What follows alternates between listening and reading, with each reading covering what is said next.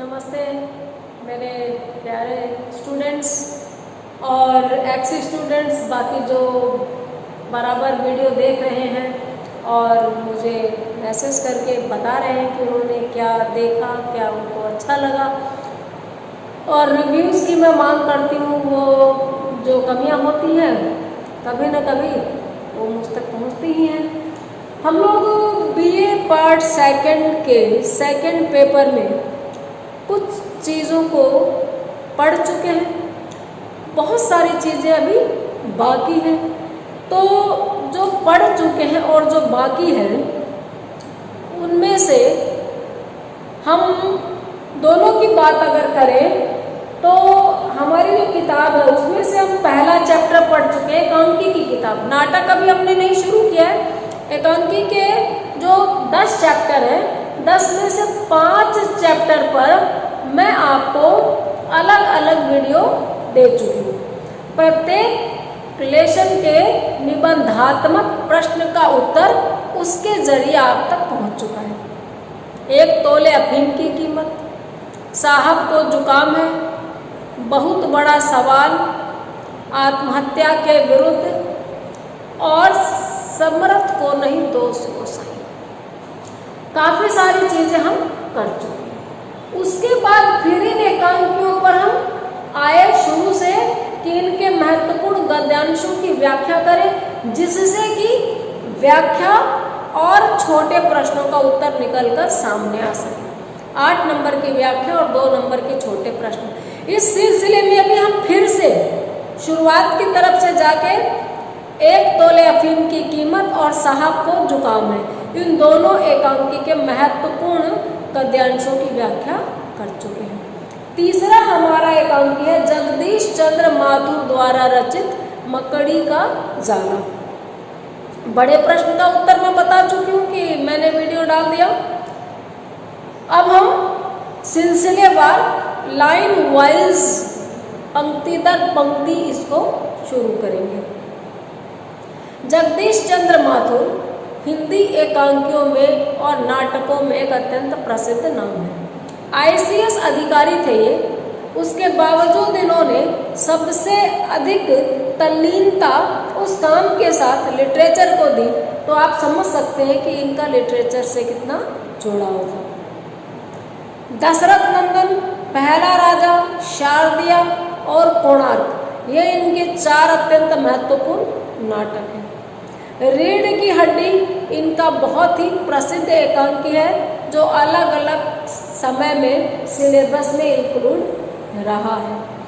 मकड़ी का जाला इनका ऐसा ही एक एकांकी है जिसमें एक दफ्तर के एक बड़े अधिकारी किस प्रकार से अपने मौलिक स्वभाव, कला के प्रति अपने प्रेम को छोड़कर पैसे के दीवाने हो जाते हैं और एक दिन वो रोबोट में बदल जाते हैं। एक दिन वो रुपया कमाने की मशीन में बदल जाती है। प्यास तो हम में होती है, प्यास बदल जाती है।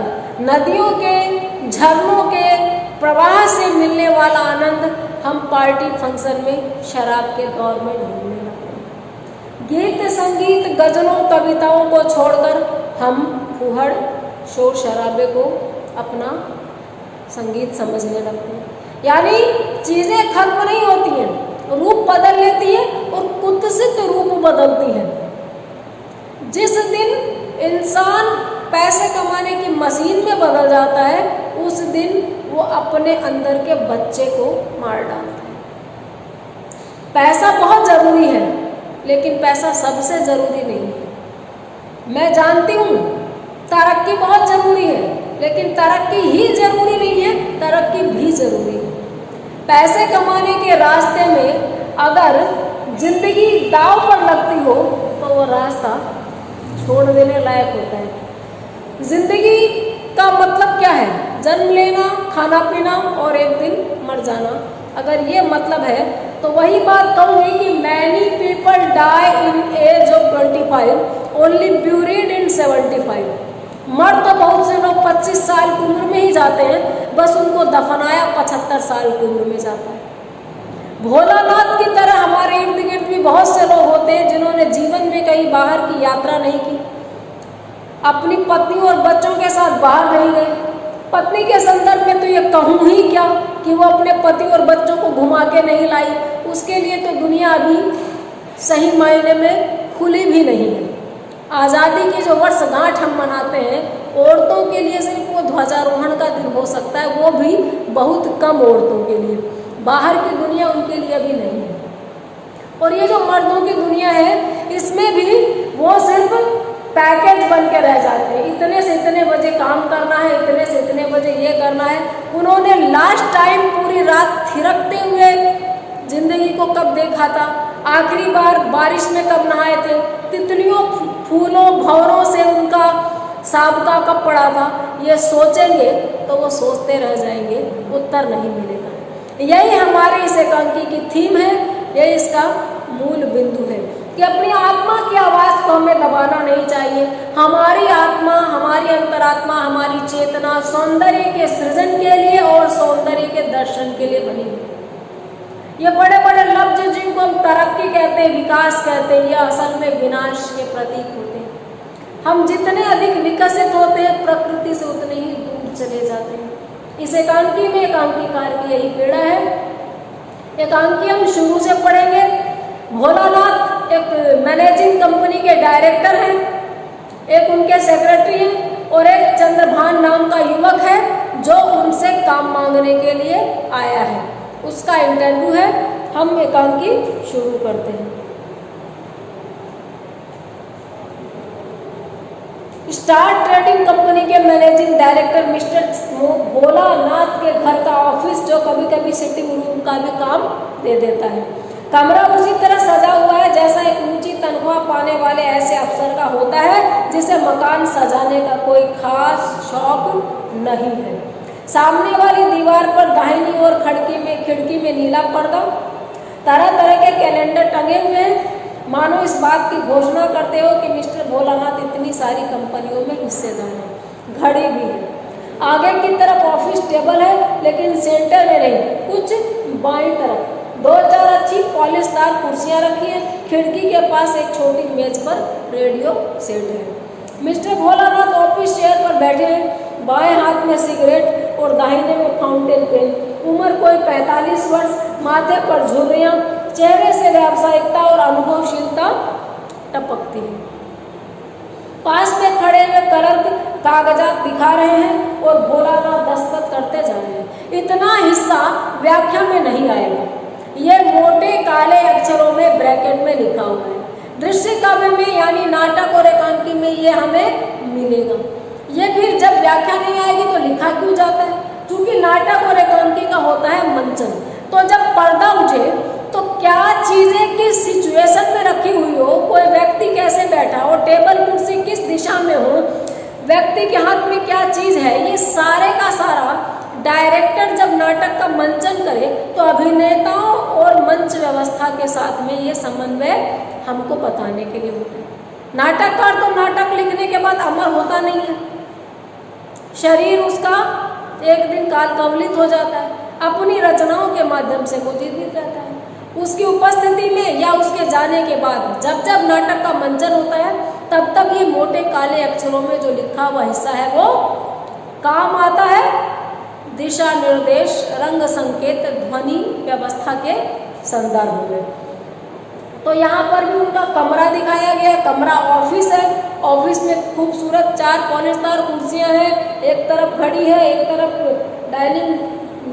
सेंटर टेबल है, लेकिन सेंटर में नहीं है, थोड़ी बाईं तरफ है। एक रेडियो सेट भी है। और भोलानाथ, उनकी उम्र 45 वर्ष के आसपास है। चेहरे पे हल्की सी माथे पे झुर्रियाँ, एक हाथ में सिगरेट, एक हाथ में फाउंटेन पेन, और चेहरे से बिजनेसमैन होने का, बहुत प्रोफेशनल होने का भाव झलकता है। और अनुभव भी खूब लिया होगा। कुछ लोग मासूम लगते हैं, कुछ लोग बहुत पहुँचे हुए लगते हैं, कुछ लोग धूर्त लगते हैं। अब होने और लगने में एक फ़र्क है जो मैं मानती हूँ, लेकिन कुछ लोग जो होते हैं वो लगते ही हैं। अब एकांकी में जिस तरह से बताया गया है, फिल्मों में भी आप देखिए, हीरो को अगर गरीब दिखाएंगे तो पैंट है, शर्ट पैंट में ही नहीं है, चप्पल है, लेकिन अगर अमीर हीरो दिखाएंगे तो उसने पैंट को शर्ट में इन कर रखा है, बेल्ट लगा रखा है, ब्रांडेड शूज पहन रखे हैं। तो ये सारी जो व्यवस्था होती है वो बताने के लिए होती है कि एक बार पहली नज़र में हुलिये से बताया जा सके कि वो कैसा है। कुछ ऐसा सा ही यहाँ पर है। अब उनके पास उनके कलर का खड़े हैं। कलर तो किस तरह खड़े होंगे भाई, साहब ऐसे सामने हैं, उनको यूं एक एक पन्ना पलट के दे रहा है, वो साइन मारते हैं, फिर पन्ना भी कलर पलट रहा है और साहब जो है वो दस्तखत कर रहे। भोलानाथ ने जब सब पे साइन कर दिए तो पूछा कुछ और कागजात है क्या? इस तरह का मतलब है वो घड़ी देख रहे, यानी जो भोलानाथ का रोल करेगा, एकांकी का मंचन अगर हुआ तो वो साइन करते वक्त ऐसे करेगा, तो फिर पूछेगा घड़ी देखकर। थोड़ी देर में रेडियो पर मार्केट रिपोर्ट और न्यूज आती होगी, उन्हें सुनना है। घड़ी देखने का मकसद भी स्पष्ट हो गया कि कुछ और कागजात है तो लो साइन कराओ, बाकी अब जो है वो न्यूज आएगी रेडियो पर, वो सुनूंगा, मार्केट रिपोर्ट आएगी, शेयर बाजार का भाव। कलर क्या कहता है जी, कागजात तो सब खत्म हो गए, डॉट डॉट डॉट, यानी हर बार बताती हूँ कि कुछ और कहना था, लेकिन बाहर बस साहब बैठे हुए मिलने के लिए। कागजात तो खत्म हो गए, लेकिन आपसे मिलने के लिए बाहर अभी एक व्यक्ति बैठे हैं। कौन? वही मिस्टर चंद्रभान जिन्हें आप कंपनी की कानपुर वाली एजेंसी में असिस्टेंट मैनेजर पर बनाने पर विचार कर रहे थे। ये पहले मिल चुका है, जिसका यहाँ पर इतना आभास हो रहा है वही चंद्रभान का मतलब पहले वो आ चुका है, और जिसको आपने चुना था कि उसको कंपनी की कानपुर इकाई का असिस्टेंट मैनेजर बनाएंगे। अरे वह कॉलेज का निकला हुआ रोज, हाँ उसे बोलो, थोड़ी देर के नहीं, अच्छा आदमी है, स्मार्ट है, कंपनी के काम का साबित होगा, लेकिन कुछ ख्वाबी दुनिया में रहता जान पड़ता है। समझे हुए है कि जिंदगी में शायरी भी जरूरी है इसीलिए बुलाया था उसे कि कुछ असलियत का ज्ञान करा दिया जाए। और मुझे लुत्फ भी आता है ऐसे नौजवानों को ठोस दुनिया से टकराते देखकर। भोलानाथ कहते हैं कि व्यक्ति तो अच्छा है, वो स्मार्ट भी है, लेकिन थोड़ा कल्पना लोक में विचरण करता है।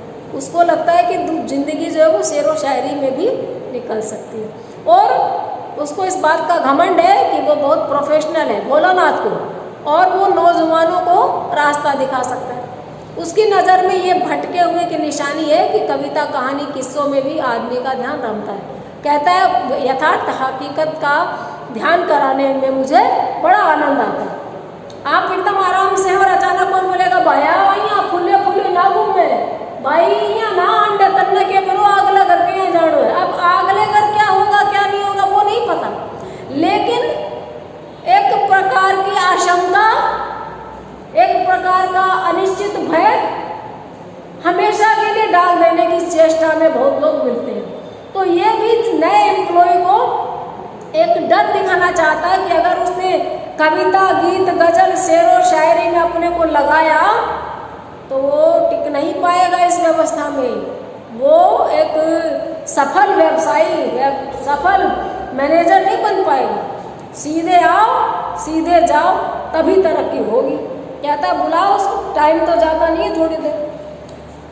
कलर इसी बीच फाइल को बंद करके बगल में दबाता, कलर का ठहरा असिस्टेंट तो फाइल को बगल में दबा लिया, और तो मैं चलो इस तरह से मैं जाऊँ तो मतलब उसको भेज दूँ। हाँ हाँ साहब, हाँ। क्लर्क का प्रस्थान। भोलानाथ दूसरी सिगरेट जलाते हैं। चंद्रभान का प्रवेश। गोरे रंग का सुशील युवक, सूट पहने हुए, न वह केवल कल्पना के लोक में विचरण करने वाला कवि है और न चलता पुर्जा हजरत किस्म का नौजवान। वह एक निर्मल युवक है जिसके चेहरे से बुद्धिमत्ता टपकती है और आशा, आकांक्षा, अभिलाषा जिसकी सहज मुस्कान को आकर्षक और निष्कलंक बनाए हुए। उसकी आंखों में उज्जवल भविष्य नाच रहा है। भोलानाथ किंचित मुस्कुराते हुए उसकी ओर देखता है। जो आया है चंद्रभान, उसका कैरेक्टर स्केच किया है, उसके कपड़े, उसके वेशभूषा, उसका हुलिया। यानी कोई भी चंद्रभान का रोल करेगा तो उस युवक को इस टाइप का, इस तरह का होना पड़ेगा और कुछ बनाया जाएगा। एक सिगरेट पी चुका था भोलानाथ, एकांकी के प्रारंभ में दिखाया था, उसने दूसरी सिगरेट जला ली। जो आया है वो गोरे रंग का युवक है, उसने सूट पहन रखा है। जॉब के लिए आया तो टी शर्ट जींस में नहीं आया है। वह ना तो एकदम हवाई बात करने वाला मैं कौन खाम का, और ना एकदम चालू पुर्जा टाइप का।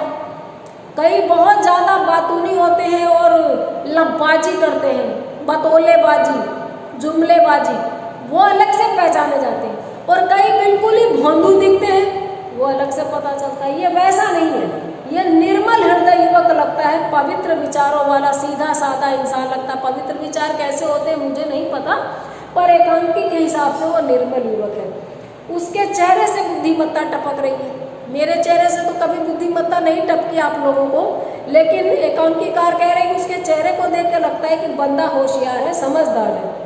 और आशा आकांक्षा अभिलाषा, वो जो मुस्कुराहट दे रहा था उसमें आशा आकांक्षा अभिलाषा टपक पड़ रही थी, आसानी से समझ में आ रही थी, और उससे वो निष्कलंक लग रहा था। उसकी मुस्कान में आशा उत्साह ऐसे थे कि बड़ी प्यारी मुस्कान थी। होती है बहुत लोगों की बहुत प्यारी मुस्कान। उसकी आंखों में उज्जवल भविष्य नाच रहा था। एक होती है बहुत गहरी और अवसादग्रस्त आंखें, एक होती है कल्पनाशील आंखें और भविष्य के सपने देखने वाली। इसकी मुस्कुराहट ऐसे ही थी। भोलानाथ मुस्कुराते हुए उसकी ओर देखता है। आइए आइए मिस्टर चंद्रभान। चंद्रभान बैठता है, आइए आइए, स्मोक कीजिएगा, सिगरेट ऑफर कर रहा है। जैसे हम बोलते हैं ले भाई पानी पी ले, कहता सिगरेट पीजिएगा। अभी शुरू तो नहीं किया है, अब चूंकि नया आया है, अभी तो एम्प्लॉयमेंट हुआ भी नहीं है, मिला नहीं है अपॉइंटमेंट लेटर। धीरे से कहता है अभी शुरू नहीं किया है। यह भी अच्छा है, शुरू नहीं किया, लेकिन मेरा तजुर्बा है कि अलावा सोसाइटी में कंसंट्रेशन की खातिर भी सिगरेट पीना कभी कभी जरूरी हो जाता है। भोलानाथ कहता है कि बड़े लोगों में उठ बैठ के लिए, अपने तरीके के लोगों में, बड़ी कंपनी में जॉब करोगे तो हर तरह के लोग आएंगे, उनको कंपनी देने के लिए तो चाहिए ही चाहिए। इसके अलावा भी मुझे लगता है कि हमारा ध्यान भंग होता है, सिगरेट उससे बचाता है। कंसंट्रेशन के लिए, चित्त की एकाग्रता के लिए भी स्मोकिंग जरूरी है। बहुत लोग काम करते करते चाय पीते हैं, अब एक बार पहले एक कप चाय पिएंगे फिर देखेंगे। मजदूर लोगों के पास में बहुत महंगी सुविधाएं नहीं होती, तो आपने देखा होगा वो बीड़ी पी लेते हैं, वो एक बार ये ऐसे करके वो जर्दा खाते हैं, खैनी खाते हैं। सबको किसी न किसी किस्म का नशा है। इनको यही लगता है कि एकाग्रता सिगरेट पीने से आती है। चंद्रभान अब क्या बोले भाई, उसको उसका भावी बॉस है, वो कहता है जी हाँ, मैंने बहुत से बड़े आदमियों को किसी न किसी तरह का स्मोक करते देखा है। कहता है मैंने बहुत सारे बड़े लोगों को, बड़े लोगों से मतलब है सक्सेसफुल लोगों को, सफल लोगों को, बड़े का यही अभी पैमाना है। और इस यहाँ पर भी वो उसी संदर्भ में कह रहा है कि मैंने बहुत बड़े लोगों को देखा है कि कोई ना कोई नशा वो करते हैं। भोलानाथ एकदम बड़ा एक काम का सवाल कर देते हैं, आप भी बड़े आदमी बनने का अरमान रखते हैं? आप सपना देखते हैं बड़ा आदमी बनने का? चंद्रभान देखिए बड़ा क्यूट आंसर देता है। अरमान किसे नहीं होते, लेकिन हाँ अगर आपकी मेहरबानी रही तो शायद कुछ उन्नति कर सकें। भाई बड़े आदमी बनने के अरमान किसके नहीं होते? चंद्रभान कहता वहाँ आया है पढ़ाई करके, वो इच्छुक है काम का, लेकिन बॉस को तारीफ भी देनी है और अपनी इच्छा ही बतानी है। तो कहता है कि इच्छा किसके नहीं होती है, और हाँ आपकी कृपा रही, आपने मुझे काम पे रख लिया, आपने मौका दिया, तो शायद थोड़ा बड़ा आदमी मैं भी बन जाऊं। भोलानाथ कहता है तो उन्नति के लिए साधन जरूरी है, उन पर आप अमल करेंगे? उन्नति के लिए तो कुछ टिप्स होते हैं, उनको फॉलो करना पड़ता है, क्या आप करेंगे? जी हाँ जरूर कोशिश करूँगा, आप बताइए क्या करना है, मैं कोशिश करूँगा। भोलानाथ कहता है मुझे आपसे बहुत उम्मीद है, आपके कैरियर और सर्टिफिकेट्स को देखते हुए मैंने आपको रखा है। मैं नए आदमियों को मौका देना चाहता हूँ, उनमें जोश होता है काम के लिए। कानपुर एजेंसी की असिस्टेंट मैनेजरी जिम्मेदारी का काम है, एक मुनासिब आदमी के लिए राइज करने के अच्छे मौके हैं, आप जल्दी ही मैनेजर तक बन सकते हैं। कहता है कि आपसे बहुत उम्मीद है, हम आप तुम का प्रयोग नहीं करेंगे, वो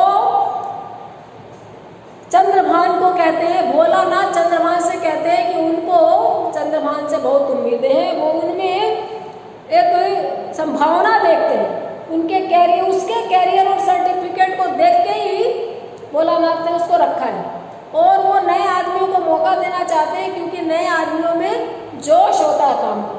और कानपुर एजेंसी की असिस्टेंट मैनेजर ही बहुत ही जिम्मेदारी का काम है। अगर कोई सही ढंग का बंदा उस जॉब को करे तो राइज करने के, यानी ऊपर उठने के, उन्नति के, प्रमोशन के, पदोन्नति के काफ़ी चांसेस उसके पास होते हैं। ढंग से काम अगर चंद्रभान ने किया तो वो असिस्टेंट मैनेजर से मैनेजर बन जाएगा, ये यहाँ पर वो कह रहे हैं।